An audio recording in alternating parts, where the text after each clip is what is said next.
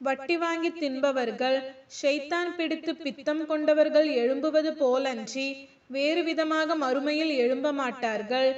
காரணமாவது, வட்டியைப் போலவே நிச்சயமாக வணிகமும் இருக்க அல்லாஹ் வணிகத்தை ஆகுமாக்கி வைத்து வட்டியை ஏன் தடுத்து விட்டான் என்று அவர்கள் பரிகாசமாக கூறியதுதான்.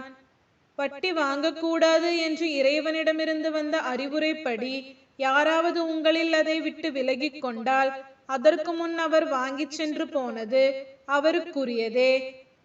இதற்கு முன் வட்டி வாங்கிய அவருடைய விஷயம் அல்லாஹுவிடம் இருக்கின்றது. அல்லாஹுவின் உத்தரவு வந்த பின் வட்டியை விட்டுவிட்டதனால் அல்லாஹ் அவரை மன்னித்து விடலாம்.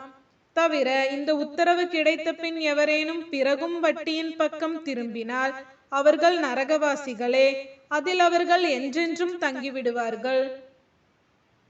அல்லாஹ் வட்டியை அழித்து தர்மங்களை வளர்க்கின்றான். மேலும் தன் கட்டளையை நிராகரித்து கொண்டே இருக்கும் பாவிகள் அனைவரையும் அல்லாஹ் நேசிப்பதில்லை.